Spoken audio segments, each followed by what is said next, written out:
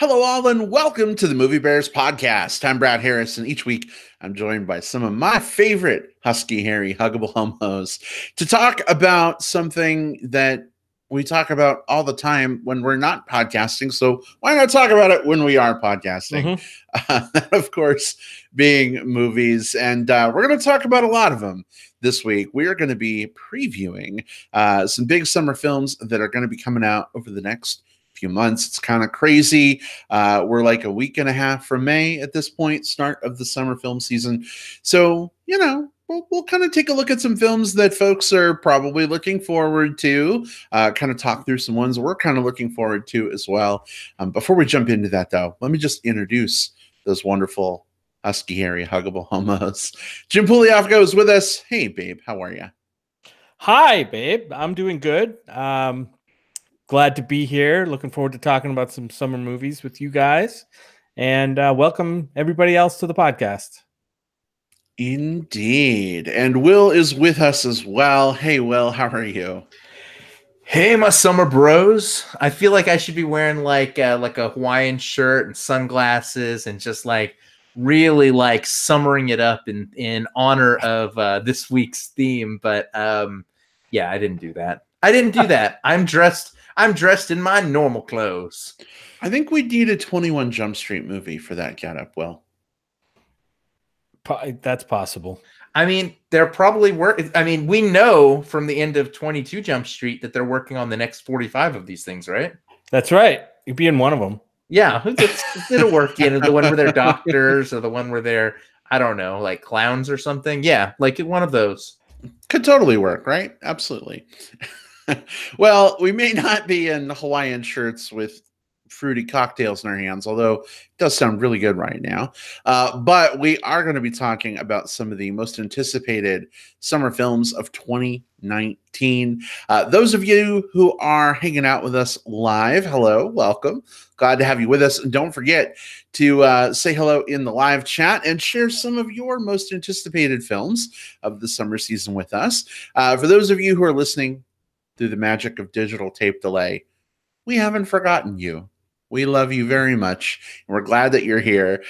Feel free to use the comments section if you're watching this past recording on YouTube. Let us know your most anticipated summer films. Otherwise, reach out to us on Facebook. Shoot us an email, cast@moviebearspodcast.com. Let us know what you're looking forward to. Guys, are we ready? Is it time? Yeah. Well, it's almost time. It's almost summertime. It's almost summer. But it's time to talk about summer movies because we've been seeing a lot of trailers and announcements, and I think we've all got our movies that we're kind of excited about. So I'm looking forward to diving into these. It's a little intimidating, to be honest. Like when we were just looking at the number of films that are coming out this summer, not even talking about like independent releases or limited releases, just talking about the stuff that's going like super wide, every theater. We're talking about 50 movies coming out over the next few months. 50, like more than some people see in like a decade. That's how many summer movies are coming out this summer. Man, how do we keep track of them all? Well, we'll find a way. Spreadsheets, shit like that. That's how we keep track of them all. That's thanks to Will. Will, you put in a Herculean effort putting the spreadsheet together with all of these films. It made it really easy to kind of pare them down to just the ones we wanted to talk about. But it does bear mentioning there are a lot of other movies coming out besides just the ones we're talking about today. So, check your local listings, see what works for you. But here are some films we are pretty sure are going to be on the radar. Jim, why don't you kick us off with our first film? Yeah, so we're going to work our way down through the summer schedule. We're going to start in May, and I know that leaves out some things, and we'll mention that at some point, I'm sure. But the first one we're going to mention, and the first one up, is a movie called Pokemon Detective Pikachu. Pika. Yeah. I think this is about Pokemon or something. It stars Ryan Reynolds, Suki Waterhouse, Justice Smith, just to name a few. And the description of this movie, and I've seen the trailer like 4 or 5 times already. In a world where people collect Pokemon to do battle, a boy comes across an intelligent talking Pikachu who seeks to be a detective. And there you go. There you have that movie. What do you guys think about this one? I want this movie to be the very best, like no other Pokemon movie was before. Has there been Pokemon movies before? Animated ones? Yes, literally dozens. Oh, okay. Yeah, This is the first live action, though. I'm all in on this one. The trailer looks fun. It looks like it's over the top, but in the way that the kind of the Pokemon series is. It's a series that I grew up with, like both the video games and the card games and the anime and all of that stuff. So yeah, it looks like it has potential to be dumb, but it like has potential to be like fun dumb. Like I'm all in. Yeah, I guess I'm.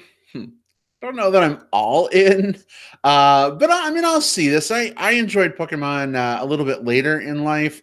I discovered it when I was in college. One of my best friends was into Pokemon, and we'd stay up to 4 o'clock in the morning instead of studying, playing Pokemon Yellow on our Game Boys. And so, Pokemon has a soft spot in my heart, but the Pokemon Go craze has kind of killed a lot of my Poke love. So I don't know. I guess I'm kind of in the middle on this one. I'll see it. I'm looking forward to seeing some of the Pokemon brought to life on the screen. I can't say I'm the biggest Justice Smith fan, and Ryan Reynolds voicing Pikachu. He's Deadpool now. It's really hard for me to separate that. So it's like Deadpool talking out of Pikachu's mouth. So I hope that I can forget that somehow when I see the film, but it's going to be a challenge for me. Jim, how about you? Guys, I have to admit, I'm at least a half a generation outside of Pokemon. I mean, my daughter, when she was in middle school, started with the Pokemon thing, and I just never got into it, because in that frame of reference, it's like, okay, this is a kid's thing, right? It's my kid's thing, and so they're doing it. And I don't really understand it, but I generally know that it's this fantasy world with creatures and you collect them, and I didn't even know they had personalities, but I guess the movies show us otherwise. I did not know there were dozens of movies. Will, were these released movies, or these like direct to video kind of movies? Some of them mixed, yeah, because I remember some of them like especially some of the early ones, actually making it to theaters, and then of course a lot of them went to direct to DVD after that, which I think is probably pretty par for the course for a lot of series once you get like kind of the once you get too far into the movies. But yeah, like this is the first one with live action or with like that live action CGI blend, though. So that's where this one's sort of like forging new territory. Yeah, this whole we're going to talk about this more later, I'm sure, but this whole term of live action movies and CG blends is really like that could be a whole podcast in itself, right? But I don't know how much of this movie is actually live action, right? I mean, I think they're all animated characters, right? They're all computer animated characters. Well, Justice Smith isn't. Oh, so there's a real boy in this, or a real yeah. Like so it's set in like I think Ken Watanabe is real, right? Honestly, I think the nearest comparison to this would be something like Who Framed Roger Rabbit, which is about like cartoons blended with human beings. Now, it's real sets, but with a lot of probably green screen CGI kind of worked their way into it with real human actors, and then a bunch of CGI monsters kind of put on top of it. So this one's probably like a 50-50-ish blend. Gotcha. Mm-hmm. Yeah. Okay. Yeah. Well, you can rest assured this one's going to be huge. A lot of people are going to see this, and it's coming up in just a few weeks here. So, in fact, Will, I think you're going to be out here, right, when we see this film all together. So that should be fun. Yeah, that'll be part of our, we always have an annual Movie Bears podcast get together. Well, this year we're having another one, an extra one outside of our South by Southwest coverage. So yeah. Thank God I'll have two people to tell me like what the fuck this is going on in this movie, because I will not know what the hell's going on. Hopefully it's going to be interesting to see from my perspective, where somebody doesn't really know these characters, if this movie even makes sense. You know what I mean? Yeah. On a a surface level. So we'll see. I can't. I honestly say I can't say I'm excited about this movie, but maybe I'll be surprised. Maybe this will be one of the movies that like surprises me for the year. Maybe we will have to see. Yeah. Well, we got a lot of movies to talk about. Let's move on down the list. Will, what's coming up next? Yeah, so next up on the list is a movie coming out on May 17th, and it's John Wick Chapter 3 Parabellum. Probably in the running for the longest title for a movie we're talking about today, but maybe not the winner. This is the third of the John Wick movies, which are about Keanu Reeves is this super badass assassin who just wanted to get out of the game, but he got pulled back in. The description for it is: Super Assassin John Wick is on the run after killing a member of the International Assassins Guild, and with a $14 million price tag on his head, he's the target of hitmen and women everywhere. We've got Keanu Reeves coming back, of course. Ian McShane's in this. Asia Kate Dillon. Looked like in the trailer there were all sorts of different people popping up. Halle Berry's in this. Lawrence Fishburne. Just a lot of good actors in this. And you know what? I'm on board. I'm here. I'm here for it. This is 2 in a row that I'm excited about. I loved the first John Wick movie. I think that it was incredibly inventive within the kind of random revenge action genre. And I think the second one really expanded the world that John Wick lives in. There's a lot of world building to this very unique sideways look at Earth that John Wick inhabits. So I want to see what happens. I want to see where he goes next. I want to see some badass fight choreography. Yeah, I'm on board. Fuck world building. We know the world. We want to see more badass fucking, fight scenes, right? I want it all. It's funny because this is a movie I really like. The first 2 movies I really liked, mostly because of the character, right? You want to root for this character. But he's a character who's kind of forced into ultra violence. There's a lot of gunplay in this movie. And, there's mixed feelings out there about movies that show, highly violent, gunplay. But that aside, I'm going to buck my sensibilities. And, I definitely want to see this one because I really like the first 2 movies. So it's kind of I don't know. It feels like a guilty pleasure to me a little bit. I just wish this movie was actually called John Wick Chapter 3, Something Wick This Way Comes. Love it. Yeah. Yeah. Maybe they'll use that for Chapter 4. I don't know. Jim, it's interesting that you mentioned the gun violence. I am typically not a fan of shooting movies. Just gratuitous gun violence really doesn't do a whole lot for me. But astonishingly enough, I loved the first John Wick movie. And I don't think I liked the second one quite as much as the first, but I really dug it quite a bit.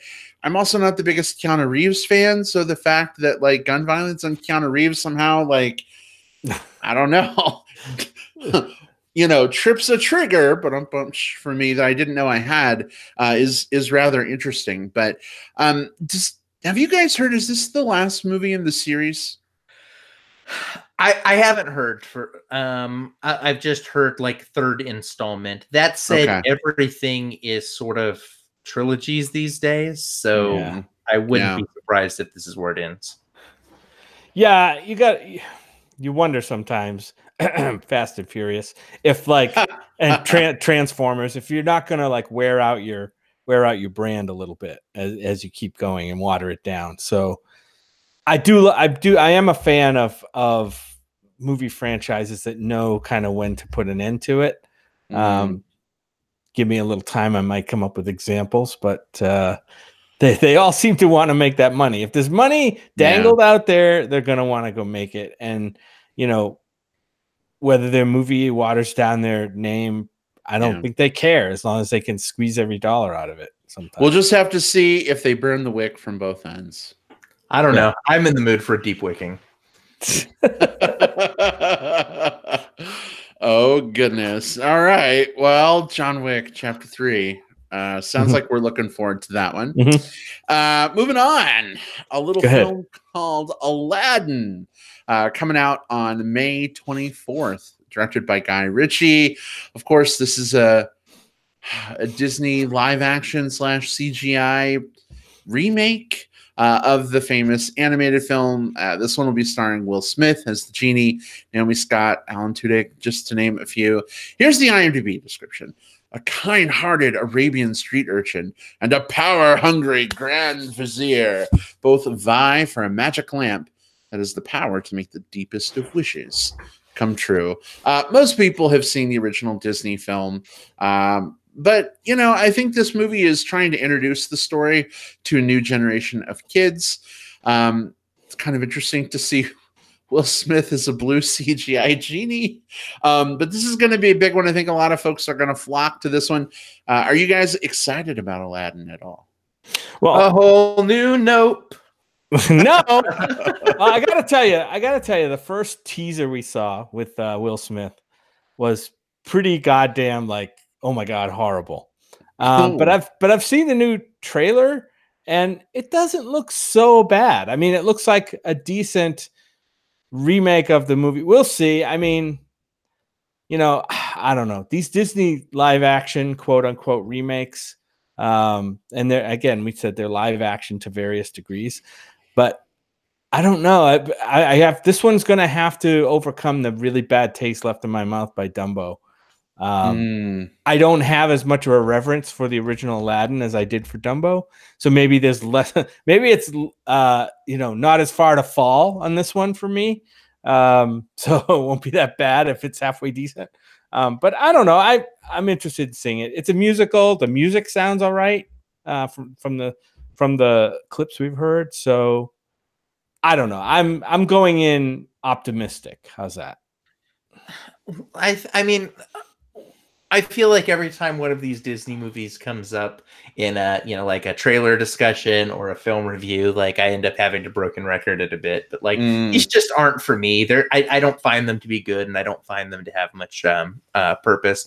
This last trailer for Aladdin was the best of the three trailers, and so definitely the marketing arc is trending the right direction. Yeah. But I think of it this way too. I think if I were to have just watched the third trailer in a vacuum, I don't know that I would necessarily be excited about this. The most excitement I've gotten out of it was, oh, this trailer is way better than those last two. But it's because those first two were like just legit bad, like the bad, terribly bad marketing.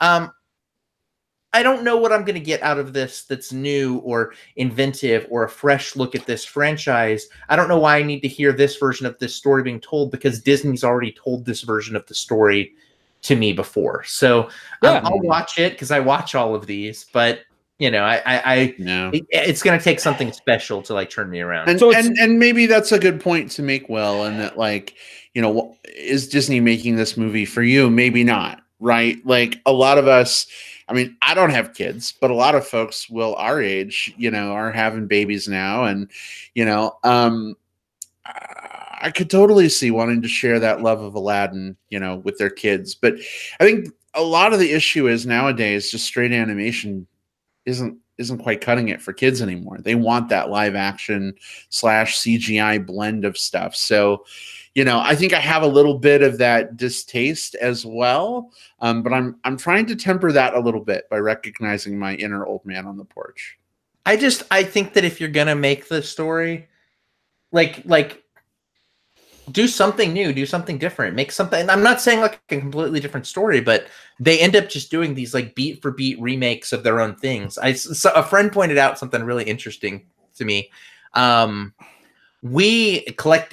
Everybody just absolutely raked Gus Van Sant over the coals when he did the shot by shot remake of Psycho, and yet we're almost giving Disney like a free pass to sort of like keep doing that. And I don't know, like I'm probably gonna keep griping about these for the next decade because they're gonna keep making them until they run out of their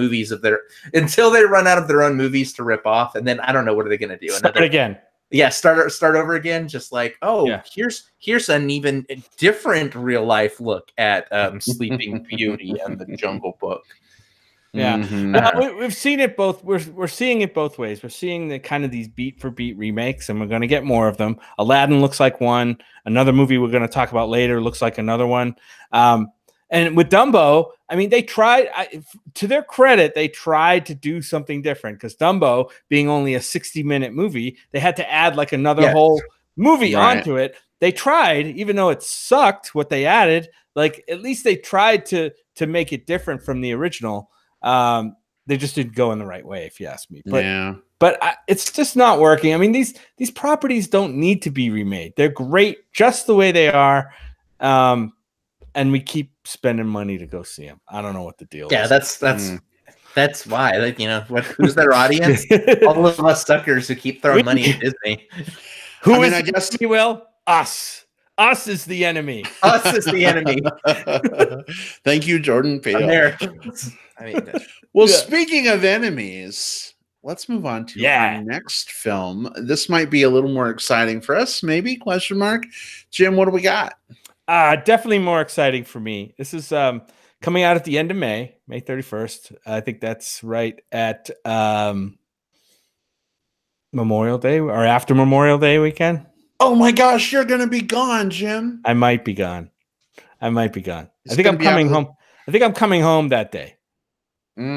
So anyway, this is Godzilla, King of the Monsters. This is the second movie in the new Godzilla-verse, Monsterverse that's coming up.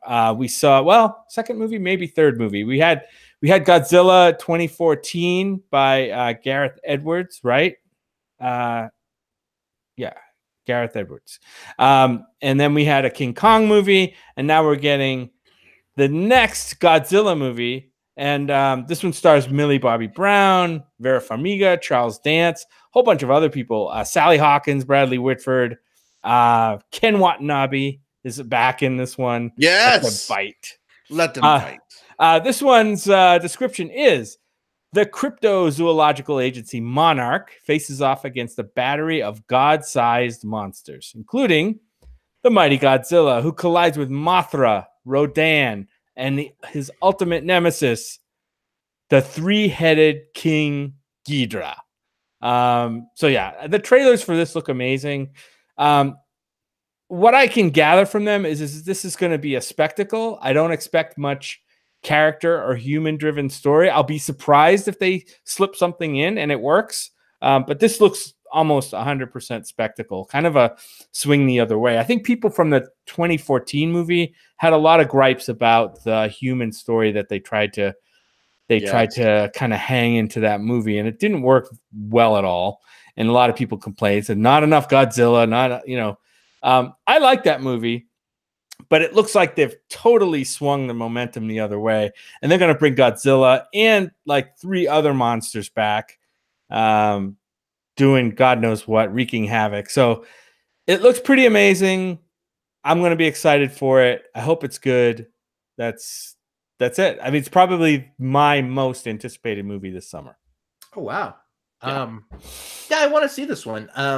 I was much lower on the first one. I thought that there was definitely some really good scenes in that. The first one, I mean, like the 2014 one. Not counting the other like 50 that came before this. Right. But the 2014 one, I thought had a lot of promise that it sort of squandered in its entire middle section by switching the story away from an interesting human or an interesting monster to focus instead on two very uninteresting people. And it looks like what they've done to fix that here is they've just loaded this cast up with just a ton of people who can't help but be engaging every second that they're on screen. Like, in addition to the ones you mentioned, like hell, O'Shea Jackson is in this, Thomas Middleditch. There's like a lot of people in this. Kyle Chandler. Kyle Chandler. All of these are people that I would like to see in a movie, and seeing them all here together. Like hell, if we don't even get to the monsters, I'll be interested. Although judging by the trailers, we're in for some like really good monster fights too. So this one looks like it sort of remedied some of the stuff that I had issues with. I'm excited. Yeah, I am too. And Will, you mentioned, the 50 other movies that came before this. These films take place in a separate universe than the Toho Godzilla movies. But one thing I kind of liked about those movies, and Jim and I have been going back and rewatching them. Sometimes Godzilla has these weird relationships with like little girls, like not little boys. not in a weird, sexual way or anything, but like somehow a little girl catches Godzilla's interest and he kind of like protects her and looks after her. And so now that we've got, 11 from Stranger Things, Millie Bobby Brown in here, I'm thinking like, is that a direction they're going to go here? Like, is she going to develop a relationship with Godzilla? Are they pulling some of that in? And, I don't know. If they do, that makes some of the human stuff more interesting to me. But if she's just there as stunt casting, that's not going to be so interesting for me. So, No.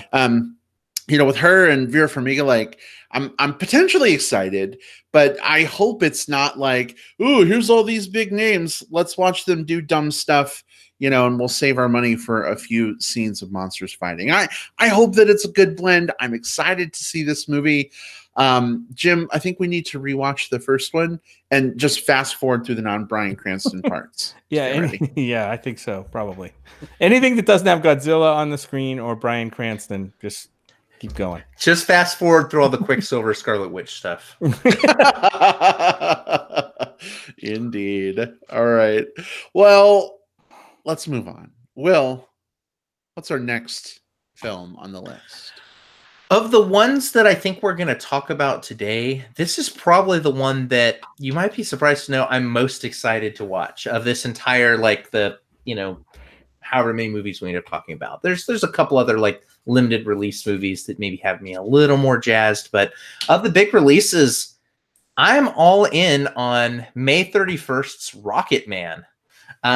This is the biopic about Elton John that is told as a musical fantasy. So it's not just him going through his life story. It's using like these sort of music, like these fantastical like song sequences that sort of cut away from the story to tell how Elton John saw himself and saw the things going on around him. And I like that approach. I love Elton John's music. I love who they have cast here as Elton John, which is Taron Egerton, who we remember from a lot of different movies, but probably most famously, I guess, the Kingsman movies. Trailer for this looks good. Some of these shots look really great. Again, I like the music quite a bit. I like and I like that. I think with biopics, like musical biopics, they always follow that like that same formula over and over again, like the that they parodied so much in the Walk Hard movie that any movie that's come out since that's replicated that has almost been a parody of the genre as well. Bohemian Rhapsody, but I think this one looks like it's exactly what I want out of this type of story. It looks good. I'm all in on Rocket Man. I'm super excited for Rocket Man. I want to see it right now. Well, I'm with you. I'm a big fan of Elton John's music. Not everybody is. I get that, but I am, and I'm interested to see. I know a little bit about the character, about the him. I think he's somewhat. His life is still somewhat in the shadows, so it'd be interesting to see them bring out the personal side of the guy behind some of that music. And his journey, and like I said, we know a little bit about him, but I'd like to maybe see a little bit more about him portrayed on the screen. I'm really interested in this. I do like Taron Egerton.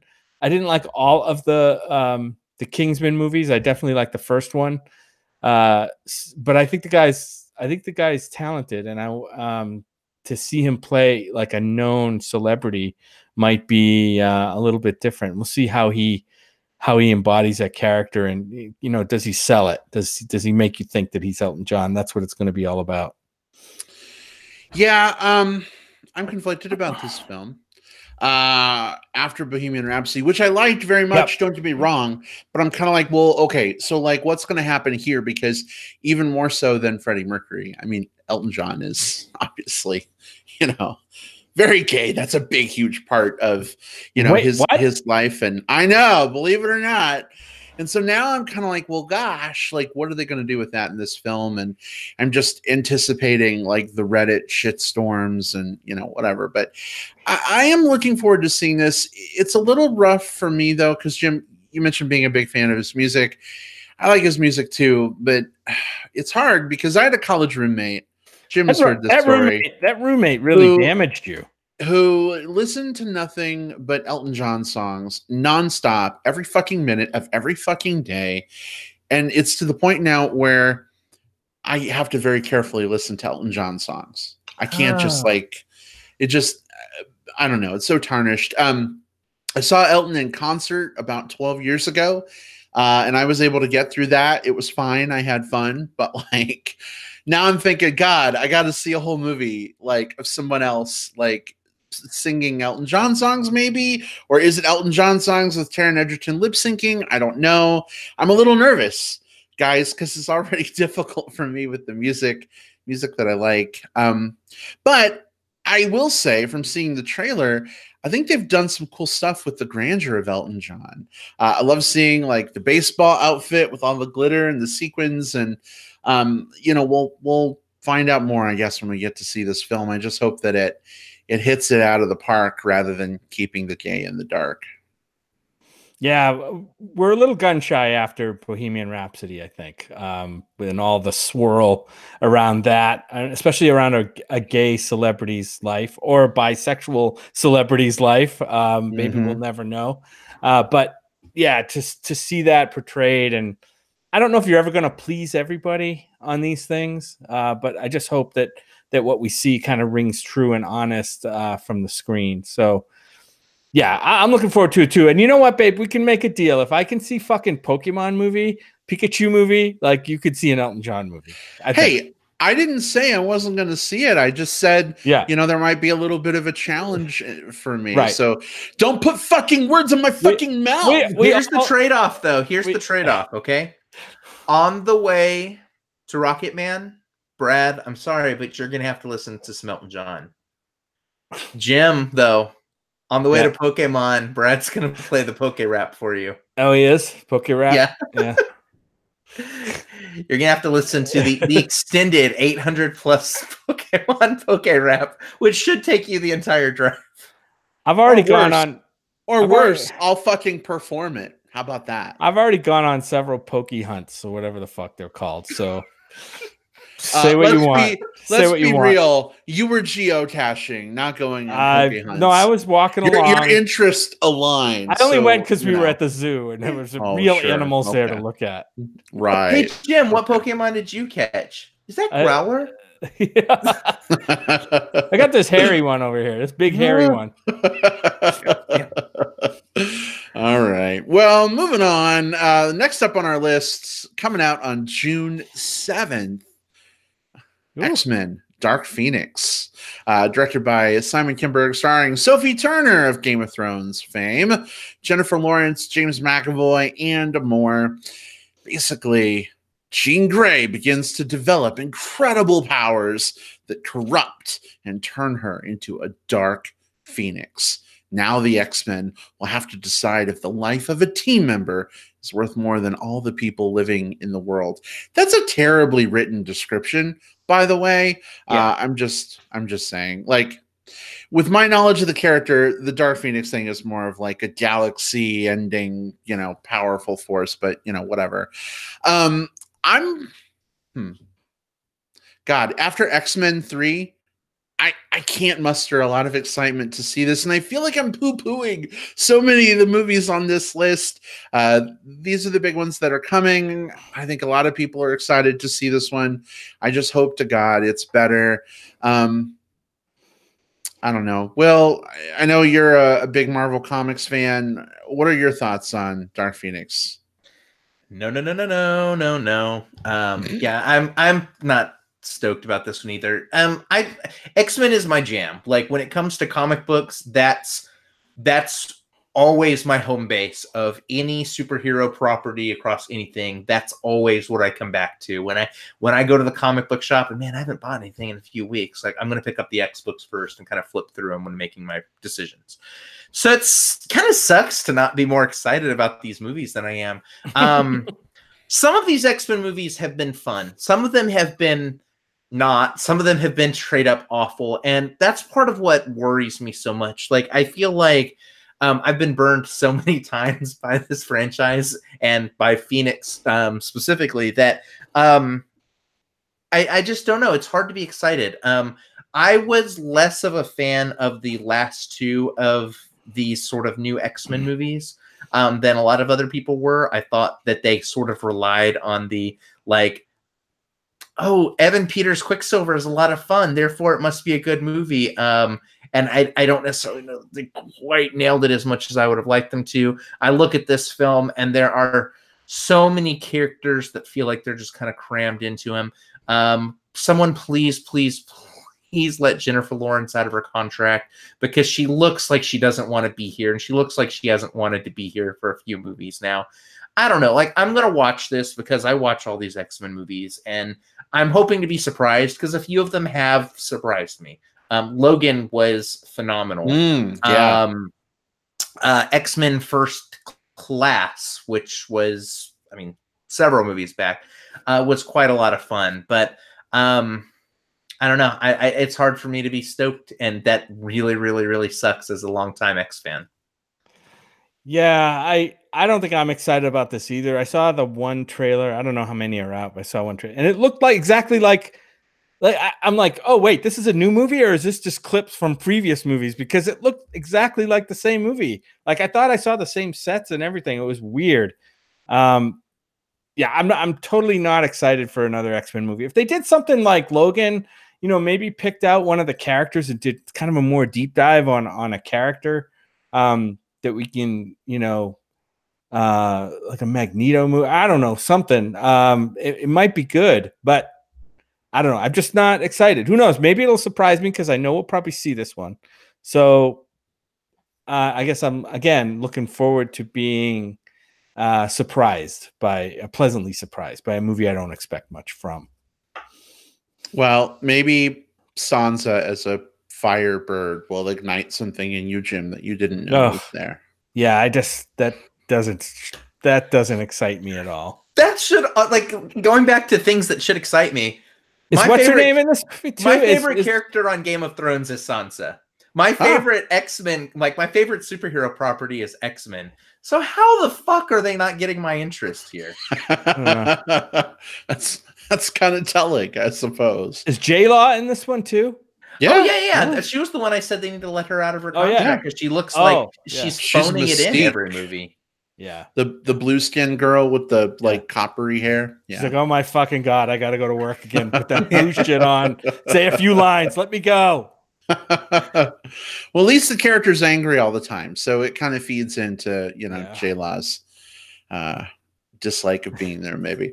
All right, well, let's move forward and move on down the list. Jim, what have you got next? Hey, it's summer. We must have a Pixar movie coming out. We do. It's called Pixar's Toy Story 4. So we have the fourth Toy Story movie, the beloved franchise, finally meets its comeuppance, I think. I don't know. This one has Tom Hanks, Tim Allen, a whole bunch of other people. Keanu Reeves, who we talked about on the show already. Jordan Peele, who we talked about on the show already.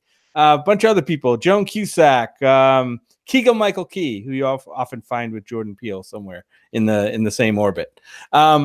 This one's description is when a new toy called Forky joins Woody and the gang, a road trip alongside an old and new friends reveals how big the world can be for a toy.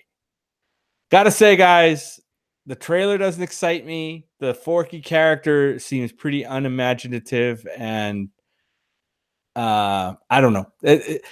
I'm just nothing about what I've seen about this movie or heard about this movie is exciting me. And I don't know whether this has something to do with the big change up at Pixar that's happened. They've lost a lot of, there's been a huge exodus of creative people from Pixar starting at the top. You know, and some of that was due, you know, for valid reasons. People left, but still they're very creative people and have helped put Pixar where they are. And now I think it might be a different thing. And I don't know if we're going to like what we get. We'll just have to wait and see. Here's a question.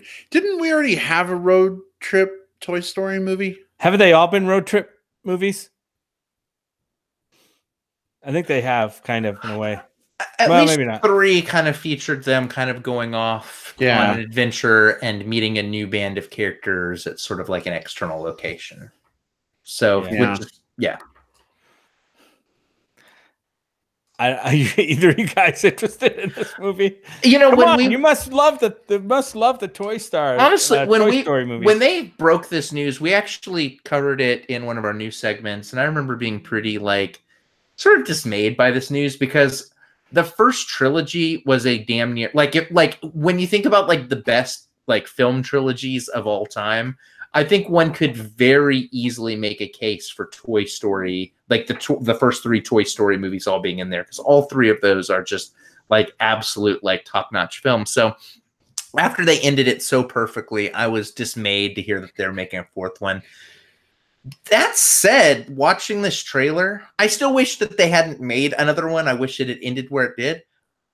But I love these characters, and watching this trailer again, like I'm really excited for this one. It looks good. It looks like, you know, it's sort of like back to form. I wish it was just the first 3 so that it could have been tied up the way it was. But, you know, since they're going to make one, I'm glad they're making it the way it looks like the way they are. Well, it's good that people are excited, Will, for this movie. I needed something from the trailer that I didn't get to be drawn into this world again. It seemed just another, I don't know, just another CGI action movie with toys. I wanted to see something a little bit more. Yeah, and we will get that emotional arc through the movie somehow, some way. Right. I mean, and here's what I'll say, because I remember having a similar conversation when the 3rd movie was about to come out. And it was like, here we go again. All right. What are they going to do with the toys now? Okay. And the 3rd one ended up having those crazy emotional beats that we knew there'd be some, but we didn't expect everything that we got. And it was beautiful. And we cried like 3 times and we laughed our heads off. And, you know, so I can only hope going into this film, even though on the surface, I'm kind of like, meh. I don't know.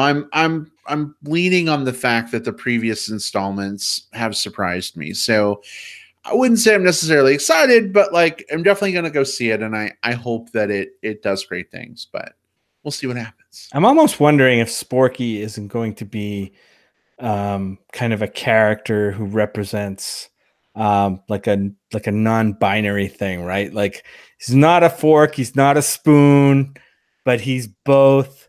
And you know, I'm wondering if that's where they're. Oh, you don't think so? No, I can guarantee you that that's not what they're doing with Forky. His name is Forky, not Sporky. And I think that, and I say that because I think Disney knows better than to do that. To even dabble in that, right? Well, I mean, I think that there are ways that you can tell that type of story, and that type of story needs to be told in some pretty like way more than it is being told. But like the season finale of Steven Universe, for example, told that type of story in a very wonderful way. They're not gonna do that with this thing.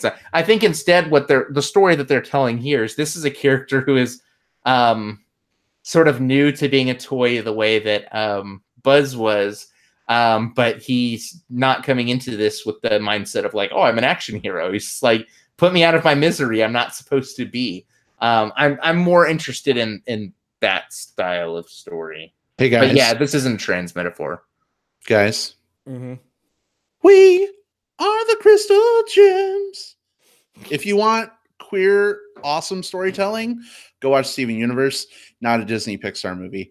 I agree with you. Well, I really doubt if they're going to go there. They can't have a queer, like non-gendered character.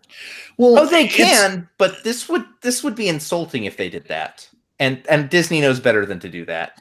Mostly, I mean, there might be like we don't know the character. Why would you say it's insulting? The character could be a very, very well fleshed out character with you know, I mean, just like they all are. He's a sentient fork. Okay, and they're all sentient objects in the movie. Yet we cry over them. They're real, you know, they're characters we have feelings for. I guess the point, your point is that he's a spork, so he's not quite a fork and not quite a spoon. Therefore, he's both in between. No, he's both. I don't think that Disney would do as kind of a clunky a trans metaphor as that, because they would get ripped to absolute shreds, deservedly so, if they did that. I think it's just a matter of safety, right? Like, I don't know. They might drop like a hint or something, but I don't think it would be anything overt. And being Disney, it'd probably be like a joke or something. You know what I mean? Like, neither a spoon nor a fork. You're both. How the hell does that work? That would be even weirder. Yeah, I agree with you. And so I think, there's not a great way to approach that from a they've already established the fact that this thing doesn't fit in, that this character doesn't fit in, right at the even in the initial trailer. And so it's going to be about a character who has trouble fitting in as he or she or whatever is. I don't want to get used to the wrong pronouns here. I already used Sporky instead of Forky, so I'm in big trouble already. I think JP just solved this for us in the chat. JP says, but guys, Disney gave us the best queer representation ever in the Beauty and the Beast remake. And he said that sarcastically, of course. Le Feu. Yep. From Beauty and the Beast. Yeah. All right. Well, we got other movies to talk about. We got to move forward here, but we'll see what happens with Forky. But for now, we're putting a Forky in it. Will, what's next on our list? So if the previous superhero movies that we've discussed didn't do it for me as much, the next one does have me excited. It comes out on July 5th. We're already deep into summer at this point, and it's Spider-Man: Far From Home. The description: Peter Parker and his friends go on a European vacation where Peter finds himself agreeing to help Nick Fury uncover the mystery of several elemental creature attacks, creating havoc across the continent. I really liked Spider-Man: Homecoming. I thought it was a lot of fun. I really liked what Marvel did, sort of getting the character back from Sony. I liked Tom Holland in that role. I liked seeing Zendaya, and I liked seeing Michael Keaton. I liked seeing those characters. I liked that Jon Favreau's Happy Hogan had a little bit more to do here than he's had to do in quite a while with some of these movies. And I'm excited to see them again. This one's going to have Jake Gyllenhaal in one of the major villain roles, so I'm kind of excited to see that. I like Jake Gyllenhaal. He's a lot of fun. It looks like Michael Keaton is on the IMDb, so I don't know if he's just going to be partially there, if he's got something more to roll. I don't know. This movie is not going to be one of my top 10 movies of the year. I think that in terms of the weighty superhero movies, we've got more of those that coming out in just a couple of weeks. And I think in terms of kind of the fun ones, we already had Shazam. So, I mean, there's only so much room for this one. Well, yeah. Can you please say the title of that movie correctly? Try again. Shazam! That's better. Thank you. Yeah. Nice. That's with the exclamation mark. Shazam! Levelator.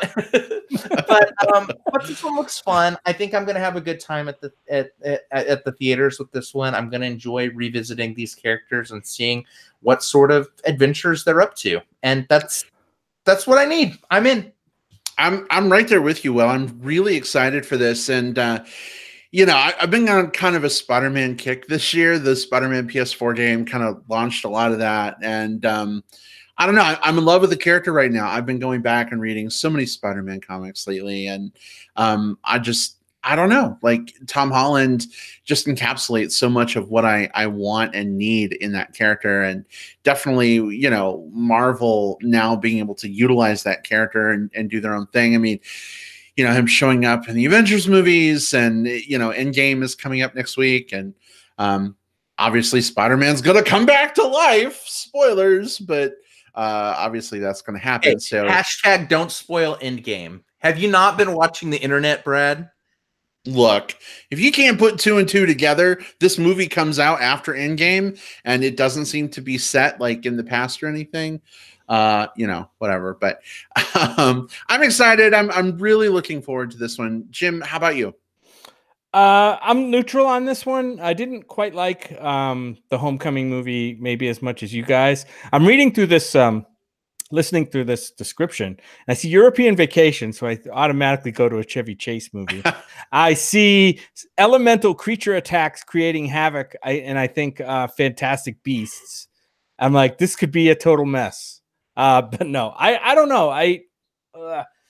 This is not the new Spider-Verse universe, right? This is No, back to the live action. Yeah. So Yeah. I'm neutral. Again, this is another one that's going to have to surprise me and do something to really catch me, I think. Tom Holland is fine. He was great I thought in which Avengers movie did he first appear in? Was it the first one? That would be Infinity Captain War, America's Civil War. Oh, Well, he Civil first War. showed up in Captain America Civil Right, War. not an Avengers movie, but yeah. I mean, the Avengers were in it. This is his fourth movie. He appeared in Civil War, and then he had his own movie in Homecoming, and then he was in Avengers Infinity War, and then I guess he'll be in Endgame and then this. Yeah. Right. Yeah. I think he's a fine Spider-Man, Spider-Boy, whatever. But no, he's very young, right? I mean, he's very young. He's probably older now. He's probably 10 years older than when he first debuted in Civil War. No, it hasn't been 10 years. That was like 3 years ago or 5, something. I bet. At least 5. Really? I don't know. Somebody No. I mean, Civil maybe War? from when they filmed it. Civil War came out in 2016.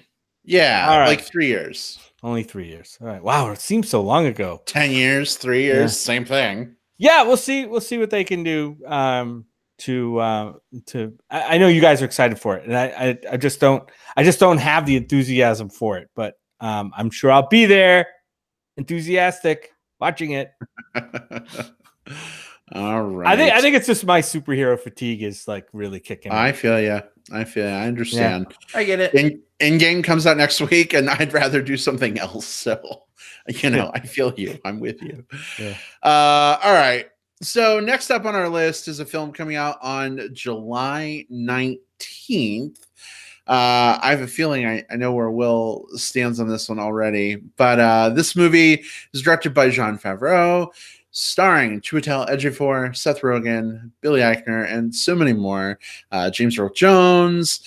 This movie is The Lion King, the new Disney CGI / live action Disney Lion King remake. And normally, like I've been getting the Disney remake fatigue too, especially after Dumbo. With respect to Tim Burton, you're a creator. I don't want to trash your project. It just wasn't a movie for me. It didn't work for me.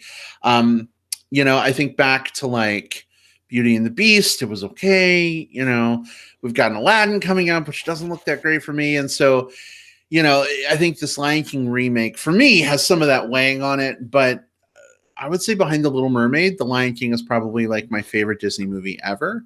And the fact that this film has James Earl Jones back playing Mufasa really excites me. And so I'm willing to give this one a chance. I always thought it, when I was a kid, it would be cool to see that movie done with like animals. I was expecting like, if they ever did it that way, it would be like one of those like Far From Home movies where like it's just animals like Animal on a road. clips. But like human voices talking for the animals, kind of like A Dog's Purpose, right? Like Josh Gad, like, oh, maybe he wants to see me one more time.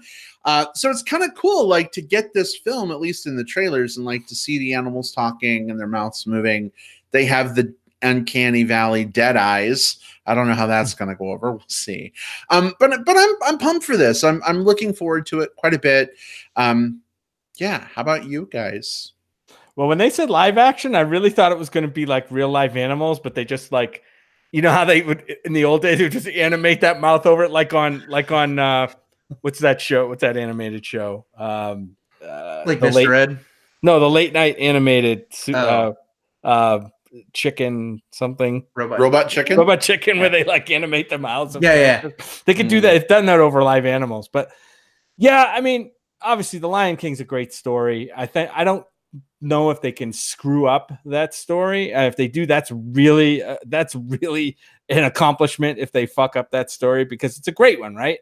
It's based on Shakespeare or whatever. But it looks to me like it's pretty much a beat for beat remake of the movie. Now, I don't know if it'll have the same songs, the musical portions. I don't know what they're going to do with those. I don't know how they're going to make like live, like fake live action animals sing songs, but that ought to be something if they do that. Yeah, you just ask yourself, like, why? Other than the money part of it, like, why are they doing it? Is it just like, oh, it would be cool to see this with like real animals, even though they're not real animals? It's just a different kind of animation. I guess that's really what I think it is. I don't know. I'm sure I'll see it because I'm curious to see how it comes out and how it feels when it does come out. Like, will at the end of the movie, will I be like, oh, that was kind of cool to see, but I don't really know why they did it. I mean, the original's still great and maybe even better, or I don't know. They're going to have a long way to go, or maybe their purpose is just to reintroduce it to a newer audience, of kids that maybe respond to CGI looking real animals that aren't real than they respond to cell drawn animated animals. I don't know. Well, yeah, for me, it's a circle of nope. Another circle of nope. So again, it's like part of it is because it feels very creatively bankrupt what I'm seeing here. Like it is even more so than what we saw with Aladdin or what we've seen with a lot of these. This is just the cartoon Lion King, but with CGI animals instead of animated animals. Like there's nothing in the trailer that really looked different to me at all. Almost a damn near shot for shot remake. And that in and of itself is enough to be annoying. Like I'm with you, Brad. Like, I kind of waffle between like, is Beauty and the Beast or Lion King kind of like my animated like go-to. But both of them have a very special place in my heart. And it's hard to fuck up the story with this one. It's a good story. But the other big element that's really throwing me off, and you mentioned this, Brad, they look, for being like more lifelike, they look way less alive than the animated ones did. You mentioned that they have like these dead eyes, and they do. There's a scene in the trailer. I guess we're talking spoilers for The Lion King, but right after the wildebeest stampede, where Simba is basically like something happens, and he is then basically sent to go flee. In the original animated, like his face does this moment of like shock, and his face kind of goes up and kind of, it's animated with like some stretch and squash to sort of show like how he's reacting to things. Then there's a beat and a pause, and then he dejectedly turns and runs off. There's a lot that happens in those few frames that makes you feel everything this character is doing. That same shot in this trailer, it's just a sort of looking real life lion that just sort of turns its head and moves. Gone is like the liveliness, the emotion. Like I get them. I'm sure the line readings are going to be good, but it's not happening on the characters' faces. It's not reflecting through their body movements. It's this, and it's the same problem I had with the Jungle Book. I really disliked the Disney Jungle Book because it was a bunch of talented voice actors being squandered on a sort of a lifeless CGI retooling of something that had so much more life when it was originally done. So I can't be excited about this one. There's just, I watched this trailer and I felt so defeated. I mean, I'm gonna watch it, but I've got a movie date lined up for this one. And what we've decided to do is we're gonna watch we're gonna set enough time so we can come back and watch like the animated one afterwards. Just so like if this one performs as I'm expecting it to, we can at least sort of like wash the taste out of the mouth with like the good one. Well, so in terms of like the animation, so here's the dilemma, right? If you're in the original animated one with the animated cell drawn animals that you're giving kind of human qualities to, you give them more of the human qualities. You can give them as much as the human qualities as you want. They can make almost human-like expressions and be expressive that way. But now with this movie, you're going totally the other way. You're trying to make them like real animals, and real animals don't make human expressions, right? They make animal expressions. So it could be seen as non-expressive or not as expressive, but it's kind of two things working against each other, and I just don't know how it's gonna play out. Does that make any sense?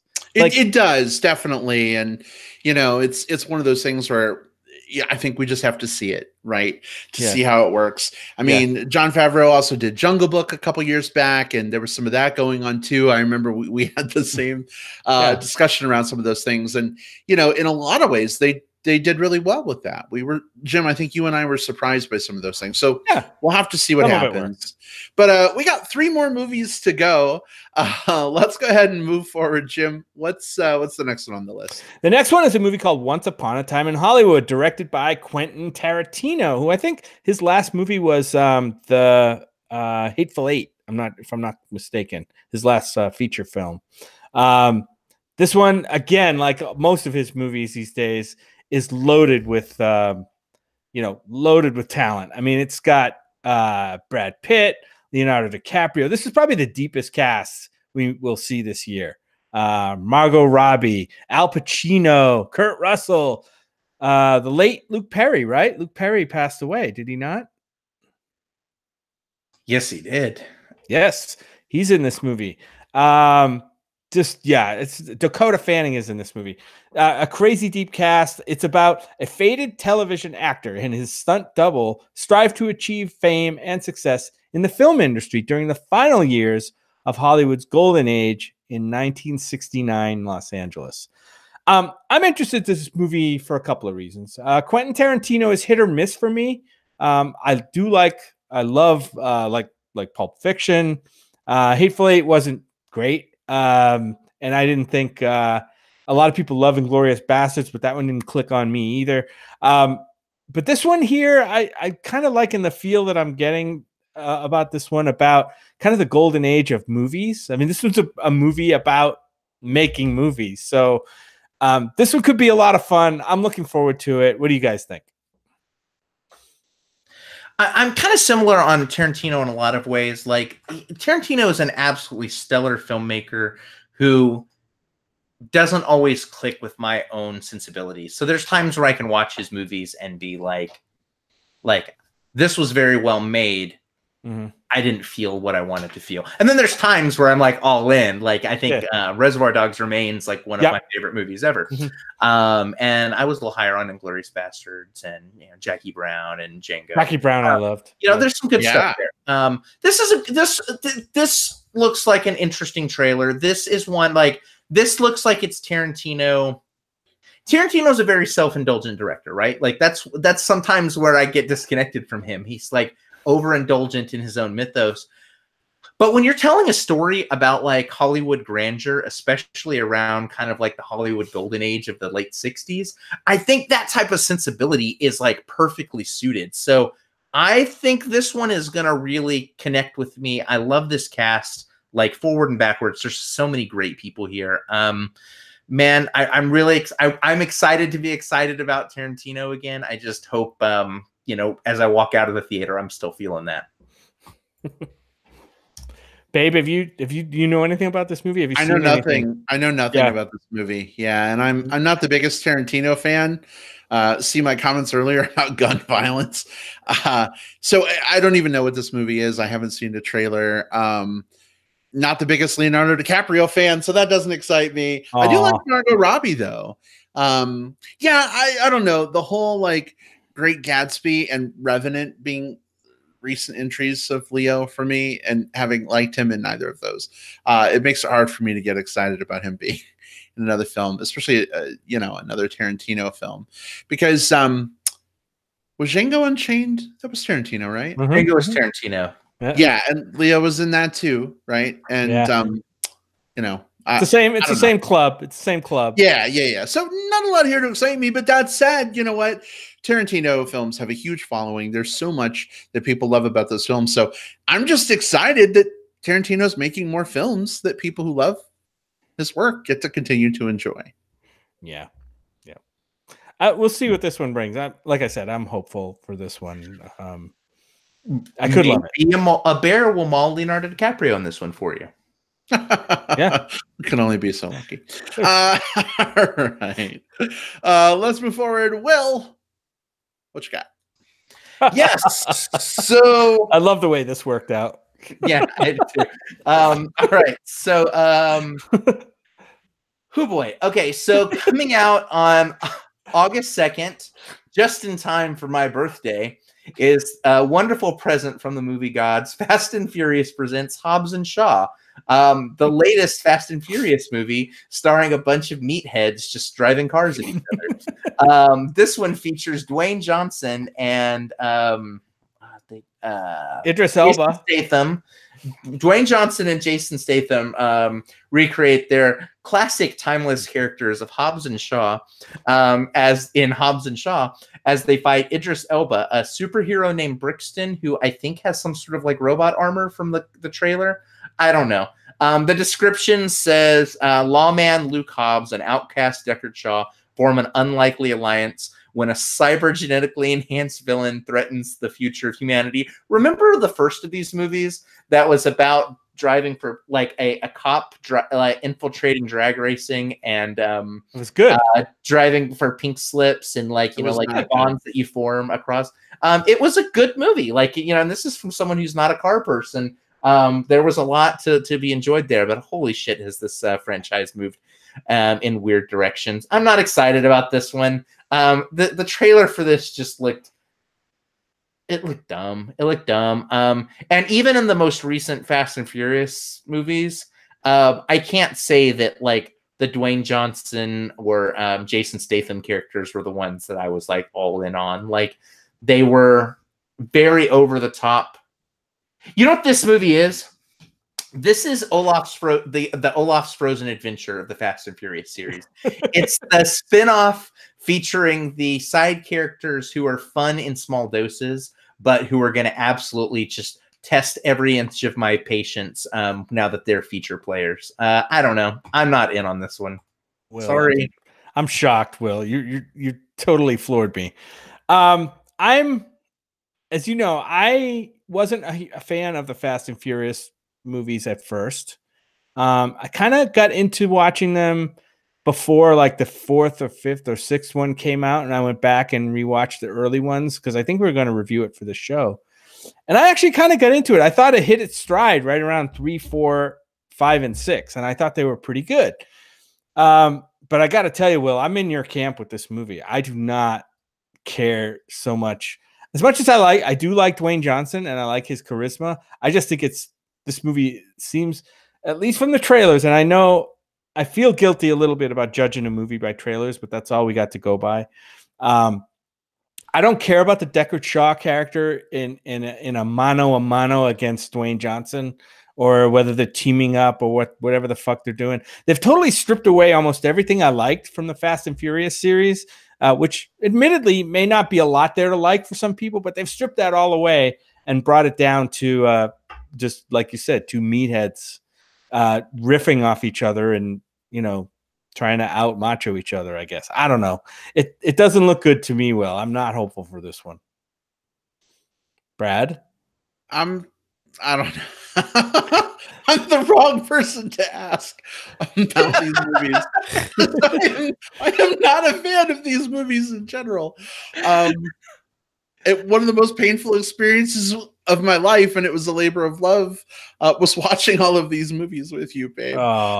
It was fun to watch them because it was with you, but my God, I'll never get those hours of We've gotten some fun out of those movies, though. We did get we have, and it's true, but I don't know. I think this movie seems to have stripped away the few things that I did like about those movies.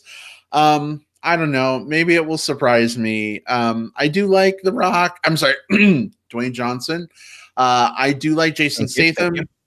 If Jason Statham is shirtless or running around in a thong a lot during this movie, I mean, I would not complain at all. That might help things a little bit. But yeah, whatever. Not super excited. I think we have three don't cares about this movie. Let's move on. All right. One more film. This is actually something I am really looking forward to. Will, I think you're looking forward to this one as well. When I was younger, fire up the Wayback Machine. One of my favorite things to do was to go to the school book fair and find the Scary Stories to Tell in the Dark books. that would come out. Some really cool stories there. We've got a film coming out on August 9th of the same title, starring Zoe Margaret Coletti, Michael Garza, Austin Zajor. Basically, the description is a group of teens face their fears in order to save their lives.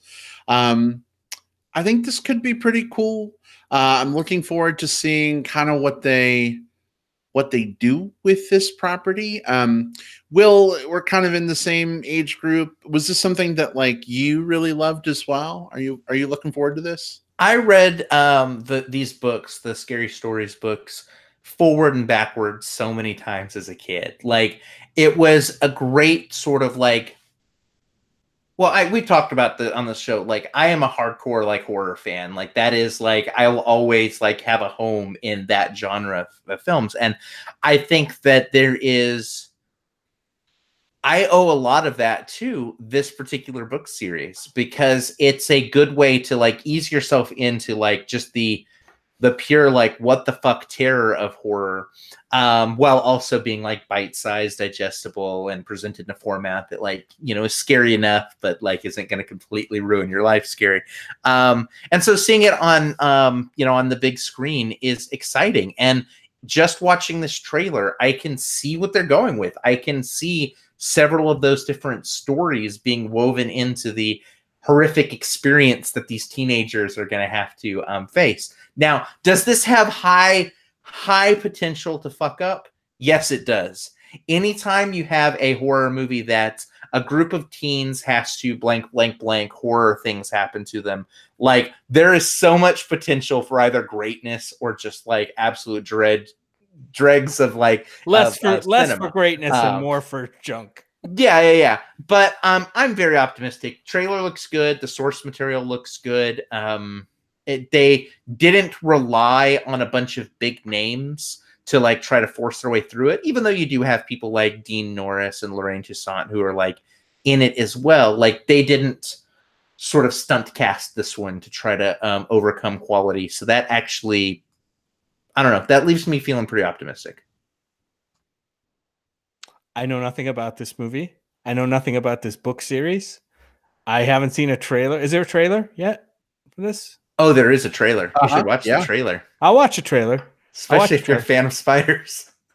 Well, hey, we've had tarantulas in our house, dude, and I took care of it. I'm not that afraid of spiders. I guarantee you, if it's cool if they're in your house, it's cool if they're in your garage, but there's other things that they could be in that are way worse. Watch the trailer. Dr. Pimple Popper. Yeah. Anyway, yeah, I don't know much about it. I'm gonna go in at blank slate. I can't say I'm excited about it because I just don't have anything to. I mean, a group of teens face their fears in order to save their lives. It doesn't say much to me, but I'll watch a trailer and see what it's about. Well, I think you might dig it, but we'll see what happens. Man, we've talked about a lot of movies coming out this summer. There's a lot here that we're excited for. There also seems to be a lot here that we are not excited for. And that scale seems to have tipped a little bit in the not excited for balance. So let's write that scale, gentlemen. Let's just take a couple minutes. Are there any other movies coming out this summer that you are really excited about that maybe aren't, you know, one of the top 12 films coming out this summer, but for you personally, you're jazzed to see?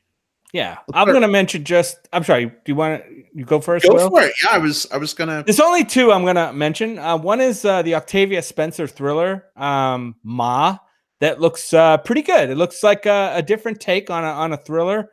I kind of liked it. About Octavia Spencer is a lonely woman who befriends this group of teenagers, lets them party in her house, and then things start happening and getting weird. And I do love Octavia Spencer. This is a kind of a different kind of role for her. She's not the lovable, you know, she doesn't appear to be like she's going to be the lovable heroine kind of character. So this looks pretty good. So I'm looking for that one at the end of same time as Godzilla movie. So I'll probably see them close to each other. And the other one I'm interested in is we have a new Richard Linklater movie coming out this year called Where'd You Go, Bernadette?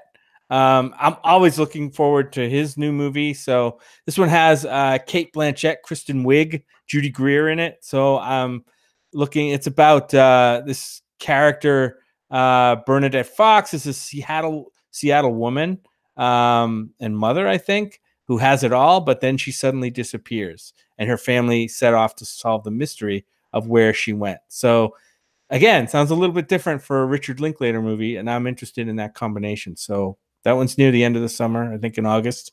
So I'm interested in that one. So those are the two that are kind of maybe off people's radar a little bit that I'm looking forward to. Yeah, a few of the ones that have me excited, outside of some of the South by Southwest. Angry Birds 2. Angry Birds 2, I'm all in on. Give me that. No. We talked about some South by Southwest ones like Booksmart and Good Boys, which I think people should check out. But we've talked about them here. The ones I want to highlight instead, I think there's 3. There's Brightburn, which comes out on May 24th. And it's I figured you'd be in on this one too, Brad. This is James Gunn had a hand in this one, although he was not the director. And it's basically the Superman story. Alien boy crashes, is raised by Midwestern family, has superpowers like strength and flight and all that stuff. But in this one, it's a horror movie because the kid starts killing people. And so it's a horror superhero movie. Sign me up for that. I love that this one is such a weird little genre bender. Also exciting me is Yesterday, the Danny Boyle movie coming out on June 28th, where this guy one day wakes up and discovers he's the only person who can remember the Beatles music. And so he makes a living making Beatles music. It looks like a silly little premise, but I like this silly little premise. So I'm excited about that one. But most importantly for me, the movie I'm most looking forward to probably this entire year, on July 3rd, it's Midsummer. It's the new Ari Aster movie. It stars Florence Pugh. I think that's how you pronounce her name. Will Poulter, Jack Rayner.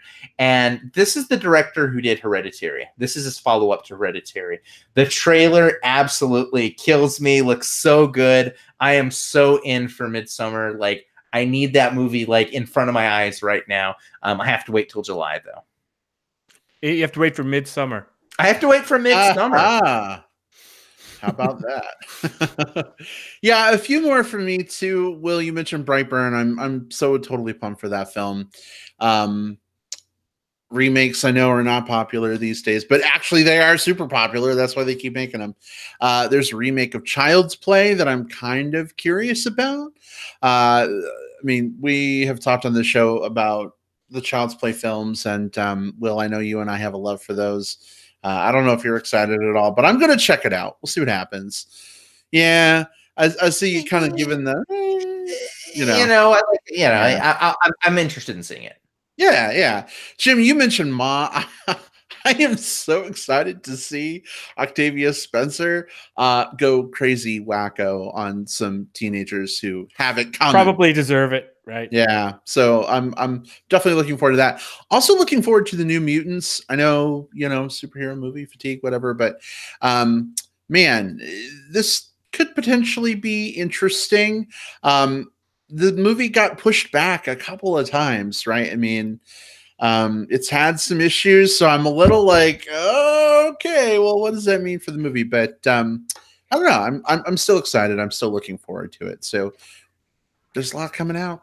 And don't forget, we didn't mention this, but we have a new 47 Meters Down movie coming out this year. Hey, I'm here for it. I like the first one. I know, but I'm on an island on that one. I'm on the Shallows Island on that one. The Shallows was better than 47 Meters Down. I want to be more excited by New Mutants. I'm a guy who I've got 4 New Mutants prints hanging on my wall in my house. Love this team so much, and I love Anya Taylor-Joy. I love Maisie Williams, but the fact that it's been pushed back so many times, right, is scary. It's very scary. Yeah, worries me for sure. But I'll still see it, but we'll see what happens. Mm-hmm. But there's a lot coming out this summer, a lot to be excited for. Maybe some clunkers, maybe some really great things. Proof will be, I guess, in the popcorn. See what I did there? Yeah. But you know what? We're seeing movies, we're talking about them together, and that Yep. makes me happy, even if the movies are terrible. It's one of my favorite things. I'm so glad that we got a chance to come together this week. Again, some technical difficulties almost ruined the show moments before we were able to go on the air. We're considering changing streaming platforms, maybe looking into Twitch or something. YouTube has been kind to us for a while, but been having a lot of issues. So those of you who are listening, if you have a favorite like video streaming platform that you think might be fun and might be, you know, worthwhile for us to check out as a potential alternative, let us know your thoughts. Put some in the comments, drop by our Facebook page. You know, we'd love to hear what you folks think. Yeah, Guys, this was so much fun, like talking about these movies. Like, you know, some inside baseball. You know, we've been talking about other movies that we could have talked about this week as like a main review, and I know like Hellboy was in the mix. Oh man, I am so glad that we didn't have to review that movie this week because I have no kind words. Like, this was so much more fun. So you think the chances of us sometime next year when it's on streaming and coming across it and watching it and coming back and saying, my God, we should have reviewed that movie on the show. It's so good. So chances Jim, aren't great. Do you imagine that you would have that exact same thought process with like I Dracula or I'm sorry, I Frankenstein or any of those movies like that? Dracula. Dracula the Untold Story or I Frankenstein or remember those movies? Yeah. This is about that level of quality. Wow. So, a friend of ours saw it. And this is a friend I typically trust with movies, and at least I can see some things in his opinions. He said it was a big waste of time. Pretty awesome. This is Sammy W. This is Sammy W. Yeah, my boyfriend, friend Scott, of the show. He's very kind to just about every movie he watches. He can watch like the worst movie in the world and say like, you know, I had fun with it. There was good action or whatever. You know, he's very kind to films. And he walked out of this when he said to me, I have to say I was a little disappointed in this one. And coming from Scott, that's like the equivalent of like turning and flipping the double bird at the theater. Like, you know, that's pretty damning words. That's a damning. Yeah. Indeed. All right. Well, I think that wraps us up for this week. It's been great as always. We'll figure out what's coming up for next week and kind of go from there. Real quick, folks, if you want to interact with us online, talk about movies between now and the next show. Jim, where can people find you? Find me on Twitter at JJP Out West. That's JJPOUTWEST. And find me on Facebook under my name, Jim Pugliafico. Rock on. Will, how about you? Hey, I'm on Twitter. I'm at Whatever Cove. I'm on Facebook. I'm William Lindis there. Just send me a message first so I know who you are. You can find me on Letterboxd. Just search for William Lindis. That's where I score and review every film that I've watched for the last, at this point, 7 years. So holy crap. And hey, if you've got like a crazy, like, I don't know, if you want to reach out to me on LinkedIn, please don't do so, because I've been getting flooded there recently by a lot of like randos like trying to add me as friends. That's not what LinkedIn is for. Look for me on the other platforms. There you go. All right. You can find me on Twitter at iBradPro, like iPad Pro, but Brad, because that's my name. You can also find me on Facebook under Brad Harris. I'm probably, probably the one who has Chub Chaser Bear friends in common with you, not the conservative guy with Confederate flag behind him. I just checked, by the way. That picture is still there if you search for him. That ain't me. Feel free to say hi. Would love to chat movies with you. And yeah, we out in just moments. But before we do that, I just want to give a shout out to everybody who was hanging out with us in the chat. We had a ton to talk about. There was a ton of chat happening. We were trying to keep up with that best we can, but great to see everybody in that live chat. And for those of you who are listening to digital tape delay, we love you guys just as much, even if you aren't here with us live. We know schedules are hard. But thank you for sticking with us, being part of the show. Goodbye, everybody. We'll see you next time. Bye. Bye. Bye.